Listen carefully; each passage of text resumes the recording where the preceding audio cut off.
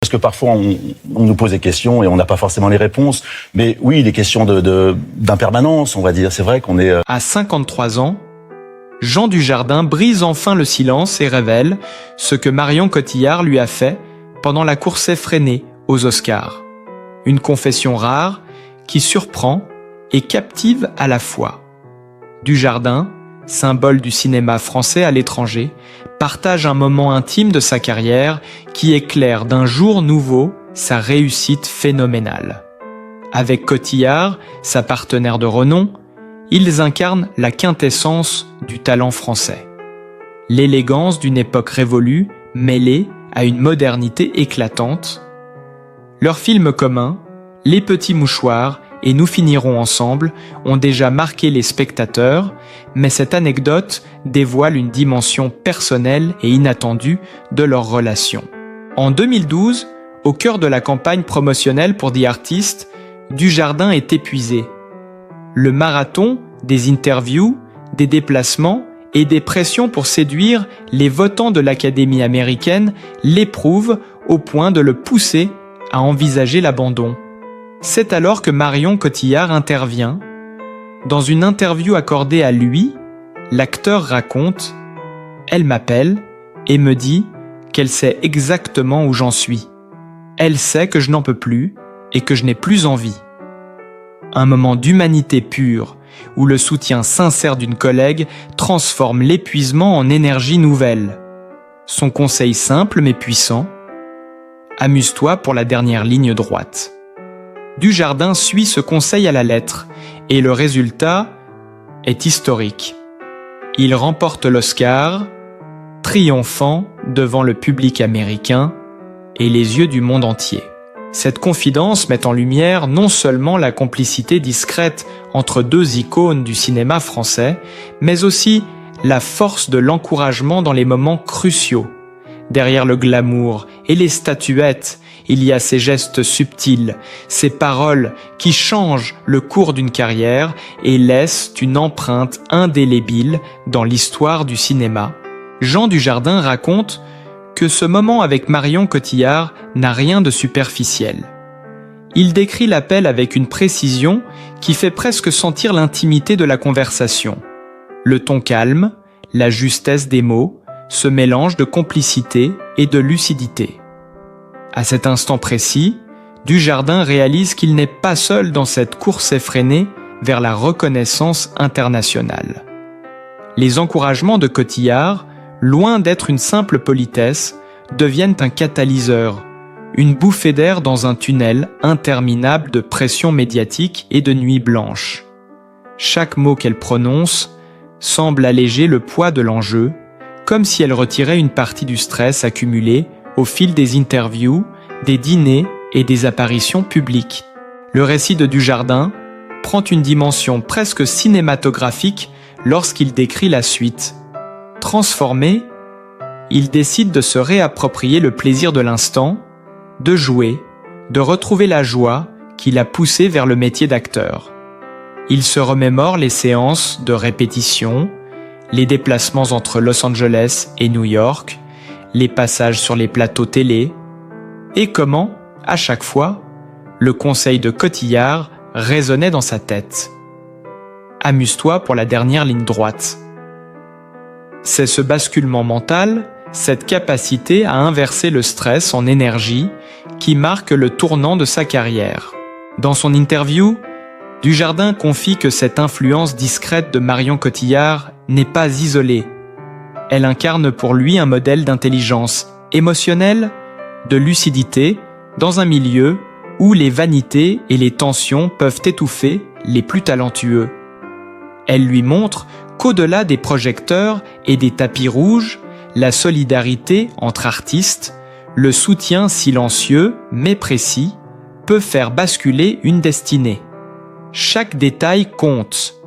La justesse de sa voix, le moment choisi pour appeler, la sincérité dans son regard à travers l'écran d'un téléphone. Dujardin raconte presque avec émerveillement comment cette interaction, invisible aux yeux du public, a influencé le cours des événements, transformé sa perception de la compétition et ravivé sa confiance. Le récit devient de plus en plus intense lorsqu'il décrit l'annonce de la victoire, l'attente, le silence dans la salle, les cœurs battant à l'unisson, et le moment où son nom est prononcé. Tout ce parcours, depuis l'appel rassurant de Cotillard jusqu'à ce triomphe historique, se déroule dans son esprit comme une séquence filmée, chaque geste, chaque regard amplifié par le poids de l'enjeu. Dujardin insiste sur le fait que sans ce geste, sans cette parole, il n'est pas certain qu'il aurait affronté les dernières étapes avec le même aplomb, la même légèreté qui lui ont permis de conquérir l'Oscar. Pendant que Jean Dujardin bataillait pour conquérir Hollywood, Marion Cotillard, de son côté, traçait sa propre route, plus discrète mais tout aussi fulgurante. Elle débute au cinéma presque en catimini, dans l'histoire du garçon qui voulait qu'on l'embrasse, un rôle mineur qui laisse à peine deviner le talent qui allait exploser. Mais en 1988, Taxi bouleverse sa trajectoire. Même si son rôle se limite à celui de l'intérêt amoureux du héros incarné par Sami Nasseri, elle capte instantanément l'attention. Ces 3 apparitions dans la saga suffisent à inscrire son nom dans les mémoires. Puis, comme une comète, elle prend la tangente. Adieu cinéma populaire, place à des projets plus exigeants, audacieux et internationaux. Les États-Unis l'accueillant bientôt, elle se glisse dans l'univers fantastique de Tim Burton avec Big Fish, où son jeu sensible se fond dans l'étrangeté du monde du réalisateur. Puis, elle traverse le cinéma indépendant new-yorkais avec Abel Ferrara dans Le méconnu Mari, confirmant sa capacité à naviguer entre styles et registres sans jamais se perdre. Entre-temps, elle n'abandonne pas la France, elle multiplie les expériences, oscillant entre comédie et drame jusqu'à Jeux d'enfants, où sa complicité avec Guillaume Canet, futur compagnon de vie, révèle toute sa palette émotionnelle. Chaque rôle semble affiner son jeu, chaque tournage consolide son aura, et le public commence à sentir qu'une étoile montante s'éloigne des sentiers battus. Puis vient le défi ultime, incarner Édith Piaf. 2 fois. D'abord dans La Môme, puis à nouveau face aux projecteurs internationaux, sous l'œil exigeant de Christopher Nolan. Marion Cotillard se fond dans le personnage, capte la douleur et la force de l'icône française, et transforme son corps, sa voix, ses silences, en une incarnation totale. La reconnaissance mondiale n'attend pas. Un Oscar vient sceller ce parcours hors norme. Derrière cette consécration se cachent des années de choix courageux, de détours audacieux, de travail silencieux mais incessant, de risques calculés qui ont permis à Marion de se hisser au sommet. Chaque étape de son parcours, depuis Taxi jusqu'à Hollywood, se dessine comme un crescendo, une ascension où le spectateur captif ressent la tension, les sacrifices, les réussites et les doutes. On la suit dans les coulisses, on entend presque le bruit des caméras, le souffle des plateaux, le frisson des premières lectures de de scénario. Et à travers tout cela, on comprend pourquoi Dujardin évoque encore aujourd'hui cet appel, ce petit geste discret mais puissant. Derrière la gloire, il y a cette humanité, ce soutien invisible qui transforme l'épuisement en triomphe, et 2 destins français qui s'entrelacent sur la scène mondiale. Pendant que Marion Cotillard gravissait les sommets internationaux, Jean Dujardin suivait sa propre trajectoire, tout aussi intense mais façonnée dans un autre univers. En 1999, il commence à se faire connaître grâce à Un gars, une fille, série humoristique où il partage la vedette avec Alexandra Lamy. Le duo devient rapidement un power couple du petit écran. Mais derrière cette popularité naissante, Dujardin connaît des années de labeur et d'attente. Le charme discret de la télévision ne suffit pas à combler son ambition. Il rêve du grand écran et de rôles qui le pousseraient dans ses retranchements. À la fin de la série, il fait ses premiers pas au cinéma, d'abord dans des seconds rôles solides, comme aux côtés d'Albert Dupontel dans le polar Le Convoyeur. Chaque scène est un apprentissage, chaque plan une école de patience et de précision. 2 ans plus tard, il reprend Brice de Nice, un personnage qu'il incarnait déjà sur scène 10 ans auparavant dans Graines de star. Le surfeur maladroit, le pied nickelé, devient sa signature comique et marque le début de sa véritable consécration. Le public découvre alors un acteur capable de faire rire tout en portant sur ses épaules le charme et la crédibilité d'un futur géant du cinéma. En 2006, l'explosion arrive avec OSS 117. Dujardin transforme le rôle en un mélange savoureux d'humour, d'élégance et de décalage, captivant le spectateur à chaque réplique, à chaque geste calculé. L'ascension se poursuit inexorablement. 6 ans plus tard, il vit l'accomplissement ultime. The Artist. Le film, hommage au cinéma muet, devient un phénomène mondial. Dujardin, dans le rôle principal, ne se contente pas de jouer. Il incarne le personnage, lui prête chaque émotion, chaque nuance, chaque silence. Le public et les critiques sont conquis, et le rêve se concrétise avec l'Oscar du meilleur acteur. De l'écran télévisé au tapis rouge internationaux, le chemin fut long, semé de défis. Mais chaque étape forge son charisme et sa maîtrise du jeu. Dans son récit, Dujardin confie que ces années de montée progressive, de rôles qui le testaient à chaque instant, ont été décisives pour affronter la pression des Oscars. Chaque répétition, chaque plan, chaque tournage semblait préparer le terrain pour ce moment où le monde entier allait observer ses gestes, son regard et sa manière de se mouvoir avec un mélange parfait de naturel et de virtuosité.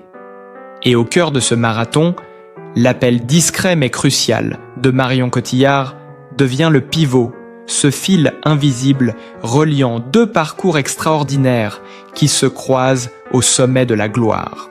Le tournant décisif de la carrière de Jean Dujardin survient avec OSS 117, Le Caire, Nid d'espion.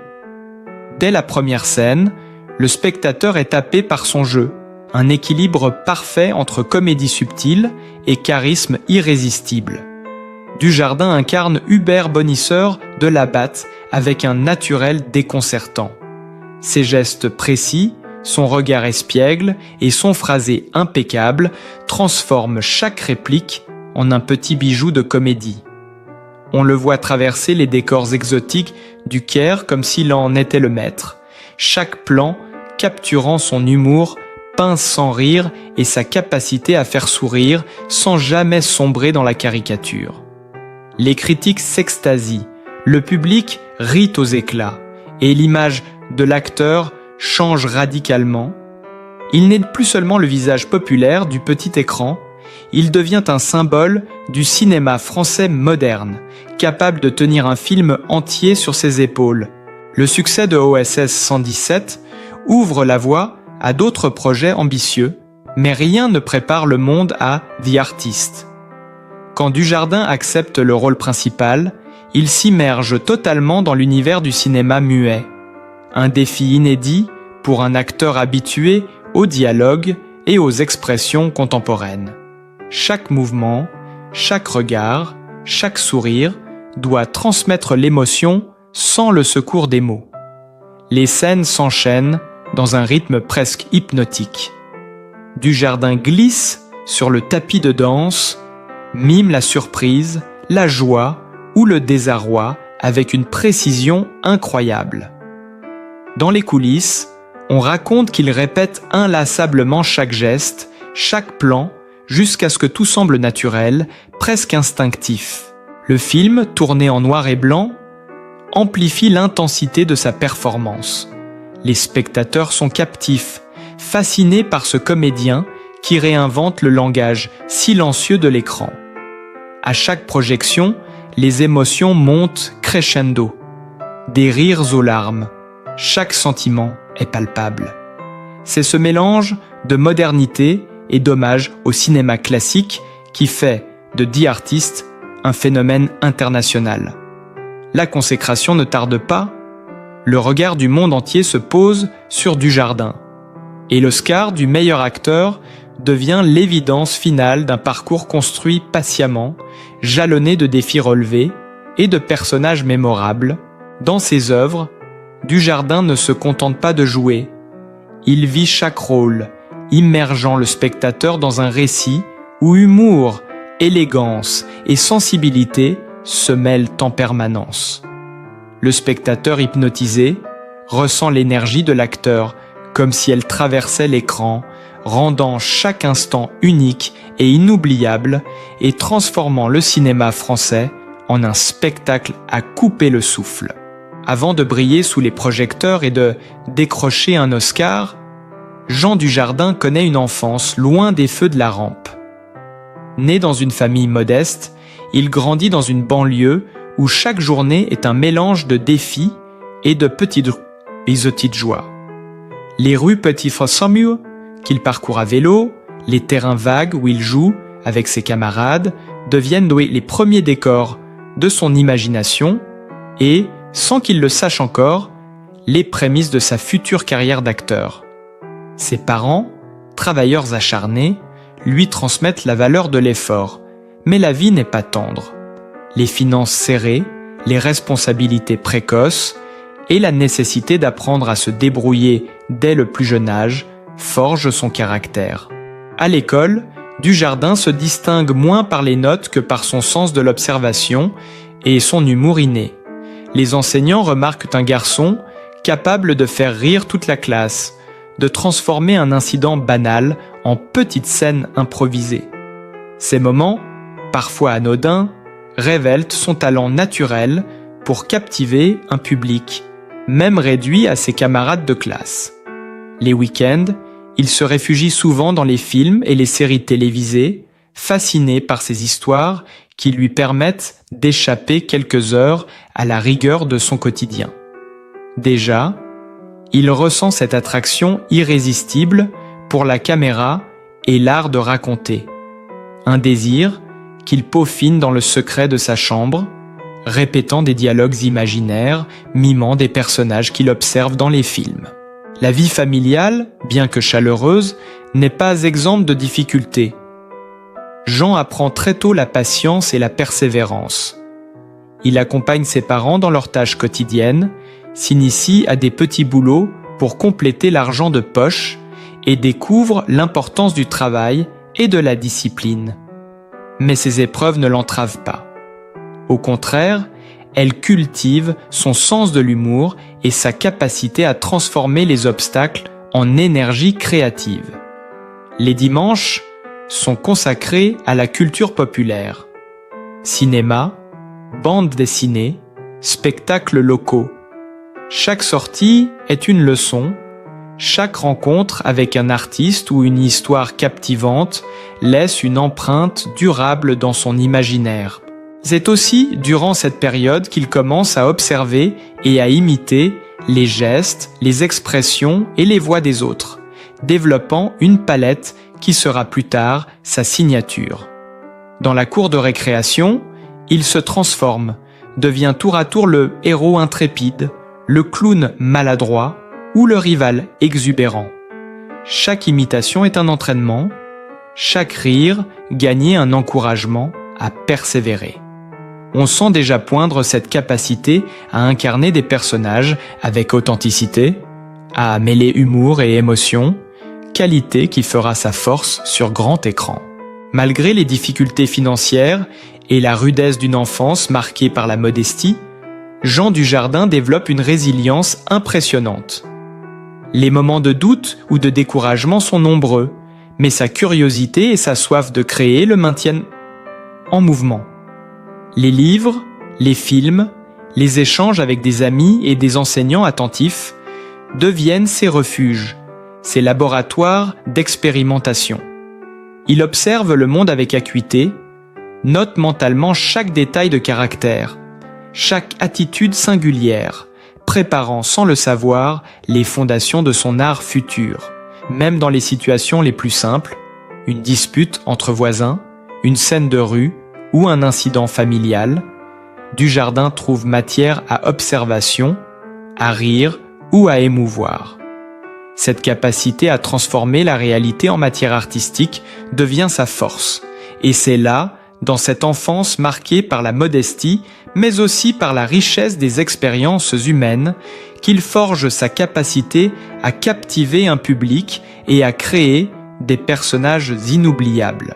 Si la carrière de Jean Dujardin fascine le public, sa vie personnelle, elle aussi, se déploie avec un charme discret, mais palpable, offrant un équilibre à l'intensité de son parcours professionnel. Marié à Alexandra Lamy, pendant plus d'une décennie, leur relation a été largement observée par les médias, mais elle a toujours su conserver une part de confidentialité à l'image de deux acteurs qui maîtrisent l'art de séparer vie publique et intimité. Ensemble, ils partagent des souvenirs, des rires et surtout la responsabilité de leurs enfants qui deviennent rapidement le centre de leur monde. Dujardin, père attentif et présent, parle rarement devant les caméras de ses moments de vie, mais ceux qui l'entourent décrivent un homme attentif, capable de jongler entre tournages internationaux et devoirs du quotidien.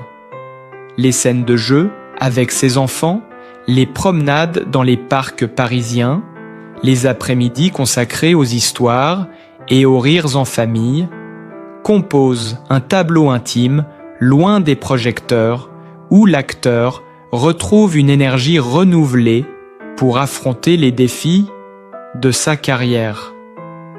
Ces instants sont les respirations nécessaires, des pauses qui le reconnectent à ce qu'il considère essentiel, l'amour et la complicité familiale. Côté immobilier, Jean Dujardin privilégie des cadres chaleureux et accueillants. On le sait, propriétaire de résidences élégantes, souvent situées en périphérie de Paris, mêlant modernité et confort classique. Ces maisons reflètent sa personnalité, sobre mais raffinée, fonctionnelle mais empreinte d'une atmosphère familiale. Les espaces sont pensés pour la convivialité, les grandes tablées avec les proches et surtout pour offrir aux enfants des coins de jeu sécurisés et stimulants. Les intérieurs témoignent de goûts éclectiques entre souvenirs de tournage et touches personnelles, créant un équilibre entre son monde d'artiste et son rôle de père. Après sa séparation d'Alexandra Lamy, Dujardin ne cesse de cultiver cette intimité familiale, construisant des repères solides pour ses enfants, tout en continuant à vivre des relations personnelles discrètes mais stables. Les rares apparitions publiques montrent un homme serein, loin des scandales ou des expositions médiatiques excessives, privilégiant des moments simples et authentiques. Ses amis racontent comment, malgré un agenda chargé, il trouve toujours le temps de cuisiner pour ses enfants, de les accompagner à leurs activités ou de partager des moments de complicité, parfois même en les emmenant sur des plateaux de tournage pour leur faire découvrir le métier sans pression, comme une initiation douce et naturelle à son univers. Jean Dujardin aime également profiter de la nature et des espaces ouverts. Les escapades en campagne, les balades au bord de la mer ou dans les forêts alentours deviennent des parenthèses où il se reconnecte avec la vie simple, loin des caméras et des tapis rouges. Ces moments de calme contrastent avec l'intensité de sa carrière et témoignent de son besoin d'ancrage.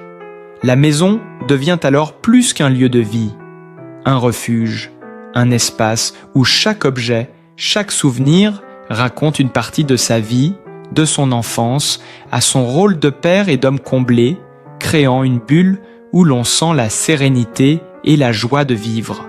Au fil des années, sa vie privée reste ainsi une source d'inspiration et d'énergie.